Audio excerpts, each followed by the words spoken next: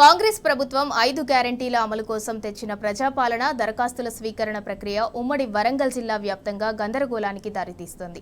దరఖాస్తు నింపే ప్రక్రియ నుంచి మొదలు ఏ పథకానికి అప్లై చేయాలన్నా సందేహాలు వ్యక్తమవుతున్నాయి. ప్రతి అంశానికి ఆధార్, రేషన్ కార్డు లింకు పెట్టారు.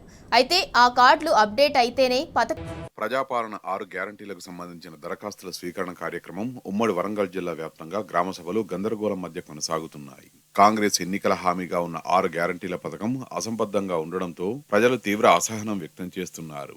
అనేక సందేహాల మధ్య దరఖాస్తు చేసుకునేందుకు వచ్చే ప్రజలకు ఆ సందేహాలను నివృత్తి చేసుకునే సిబ్బంది అందుబాటులో లేక ఆందోళన చెందుతున్నారు. ఒక కుటుంబానికి ఒకే ఫారం ఇవ్వడం, అందులోనూ దరఖాస్తు చేసుకునే విషయంలో ఎన్ని పథకాలకు అర్హులుగా ఎంపిక చేస్తారో తెలియక ప్రజలు గందరగోళంలో ఉన్నారు. ముఖ్యంగా పథకాలకు బ్యాంకు ఖాతా లేకపోవడం వచ్చే సార్వత్రిక ఎన్నికల వరకు కాంగ్రెస్ తాత్సారం చేయడంలో భాగమే అని ప్రజలు భావిస్తున్నారు.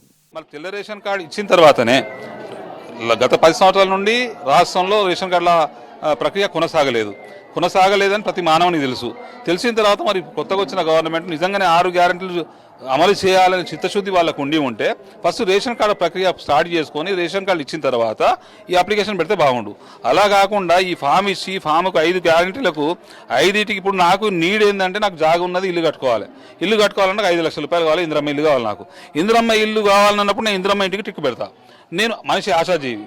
ఆ ఆశాజీవి ఏం చేస్తాడు, నా ఇంట్లో నా భార్య లేకపోతే నా బిడ్డ, నా చెల్లె ఎవరైనా ఉంటే మహాలక్ష్మి పథకం కింద 2500 ఆర్థిక సాయం కానీ అది కూడా ఆశ, దాన్ని కూడా టిక్కు పెడతా. దాని తర్వాత నాకు 500 గ్యాస్ సిలిండర్ రావాలంట, దానికి టిక్కు పెడతా. నాకు 200 కరెంటు యూనిట్లు 200 యూనిట్లు ఫ్రీ కావాలంట, దానికి టిక్కు పెడతా. మరి ప్రభుత్వం అనేది ఒకే ఇంటికి అన్ని పథకాలు అన్ని గ్యారెంటీలు ఇస్తుందా? దాని మీద క్లారిటీ లేకుండా ప్రజలను పిచ్చోలని చేసి కేవలం ఈ అప్లికేషన్తో ఒక టైం పాస్ అనే కార్యక్రమం చేస్తా ఉన్నది మాకు అనిపిస్తూ ఉన్నది. ఉద్యమకారులకు చేయూతనిస్తామన్న ఉద్దేశంతో ఈ 6 గ్యారెంటీ పథకంలో ఒక అంశం ఉద్యమకారులకు, అమరవీరుల కుటుంబంకు పేర్కొనబడినది. అందులో ఉద్యమకారులకు ఇలా ఎఫ్ఐఆర్ ఉంటేనే మేము వీటిని పరిగణన తీసుకుంటడం జరుగుతుందని కూడా పేర్కొనడం జరిగింది. అది కరెక్ట్ కాదు. వాస్తవం చెప్పాలంటే తెలంగాణ ఉద్యమం కోసం ఇలా కొందరికి కేసులైతే, కొందరు బైండ్ ఓవర్ అయితే, కొందరు అరెస్ట్ అయిన్లు, కొందరు రిమాండ్ అయిన్లు. ఇలా పోలీస్ శాఖ దగ్గర అనేక నివేదికలు బాగుంటాయి. ఎందుకంటే వాళ్ళు సేకరించిన విధానం ఎన్నో ఉన్నాయి. ఇలా ఉద్యమకారులను తీసుకొచ్చి బైండ్ ఓవర్ చేసి రాత్రి అనగా పగలనగా తీసుకొచ్చి ఉన్నా కూడా వాళ్ళ మీద కేసులు కాలేదు. మరి అటువంటి వాళ్ళని కూడా ఉద్యమకారులు ఉన్నారు. ఇలా వివిధ వృత్తులలో ఉన్నారు, ఎన్నో వృత్తులలో చేసి ఉద్యమకారులు ఉన్నారు. ఇలా జర్నలిస్టులు కూడా ఇలా తమ ప్రాణాలు సైతం లెక్క చేయకుండా ఇలా 250 గదాలు ఇస్తాను, మరి 25,000 రూపాయల నెల పెన్షన్ ఇస్తాను. చాలా సంతోషం. ఈరోజు కాంగ్రెస్ గవర్నమెంట్ 6 గ్యారెంటీలను పెట్టి అబద్ధపు గ్యారెంటీలు పెట్టి ప్రజలే మోసం చేస్తున్నది.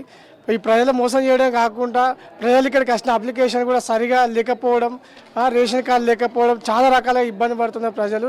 నేనే ఉదాహరణ చెప్తున్నా. నాకు ఒక ల్యాండ్ ఉన్నది. ఆ ల్యాండ్ కావాలంటే నేను ఒక లోన్ పెట్టుకోవాలంటే, ఇందిరమ్మ ఇల్లు పెట్టుకోవాలంటే దానికి సంబంధించిన డబ్బులు రావాలంటే నా డాక్యుమెంట్లు కూడా ఏం అడుగుతలేరు.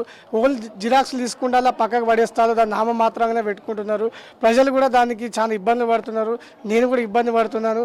అదేవిధంగా రేషన్ కార్డు సైటు కూడా ఇంతవరకు ఓపెన్ చేయలే. మామూలు జిరాక్స్లు పెడుతున్నారు, ఒక వైట్ పేపర్ రాసిమంటారు. అది కూడా కరెక్ట్గా లేదు. ప్రజలు చాలా ఇబ్బంది పడుతున్నారు. ఇంకొక విషయం ఏంటంటే, ఇందులో 6 పథకాలు పెట్టారు. ఈ 6 పథకాలలో కూడా ఏ పథకం కూడా గ్యారెంటీగా లేదు. అది తీసుకున్నప్పుడు కూడా దానికి ఒక అప్లికేషన్ నెంబర్ అని ఇస్తాడు. ఆ నెంబర్ కూడా క్లారిటీగా లేదు. ఒక మెయింటెనెన్స్ కూడా చేస్తలేరు. ముఖ్యంగా 6 గ్యారంటీల అమలుకు ఆధార్ కార్డు, రేషన్ కార్డు తప్పనిసరి కావడంతో మార్పులు చేర్పుల కోసం, కొత్త రేషన్ కార్డుల కోసం జిరాక్స్ సెంటర్లు, మీ సేవా కేంద్రాలు కిటకిటలాడుతున్నాయి. ఇక ప్రధానంగా 6 గ్యారంటీల కింద ఇచ్చిన అభయహస్తం ఫారంలో వ్యక్తిగత డీటెయిల్స్ నింపిన తర్వాత మహాలక్ష్మి, రైతు భరోసా, ఇందిరమ్మ ఇండ్లు, గృహజ్యోతి, చేయూత పథకాల కాలమ్స్ మాత్రమే ఉన్నాయి. 6వ హామీగా ఉన్న యువ వికాసానికి సంబంధించి ఎలా వివరాలు సేకరించే విధంగా ఎలాంటి ప్రక్రియ ఫారంలో కనబడకపోవడంతో యువత ఆ పథకానికి ఎలా దరఖాస్తు చేసుకోవాలో గైడ్ లైన్స్ ఉన్నాయో తెలియక డైలమాలో ఉన్నారు. ప్రతి ఇంటికి ఒకే దరఖాస్తు ఇచ్చిన క్రమంలో మహాలక్ష్మి పథకం కింద ఒకే ఇంటిలో 2-3 మహిళలు ఉంటే ఎలా దరఖాస్తు చేసుకోవాలనే సందేహాలు ప్రజల నుంచి వ్యక్తమవుతున్నాయి. తెలంగాణ రాష్ట్రం కొత్తగా ఏర్పడిన గవర్నమెంట్ చేసే ఈ 6 గ్యారెంటీల గురించి కొంచెం పబ్లిక్ అయోమయంలో ఉన్నారు. ఏంటంటే ఈ 6 గ్యారెంటీలు అంటున్నారు, 6 గ్యారెంటీలో గ్యాస్ కనెక్షన్ అంటున్నారు, దానికి బ్యాంక్ అకౌంట్ తీసుకోవట్లేదు.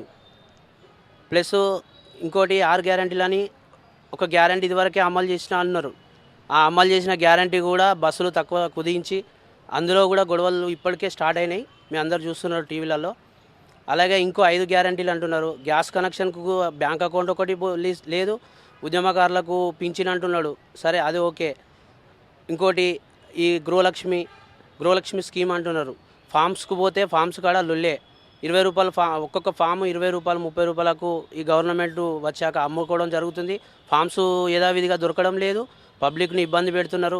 దీనిపై తక్షణమే గవర్నమెంట్ స్పందించి తగిన సూచనలు ఇవ్వాలని కోరుచున్నాను. ఏదైతే 6 గ్యారంటీలు అనే పథకం తీసుకొచ్చారో అది ప్రజలకు చేరాల్సిన అవసరం ఉంది. దాన్ని మేము స్వాగతిస్తూనే, కానీ ఏదైతే వారు హార్డ్ కాపీ ద్వారా ఫామ్ ఫిల్ చేసి ఇవ్వాలని చెప్పారో దాంట్లో చాలా డౌట్స్ ఉన్నాయి ప్రజలందరికీ కూడా.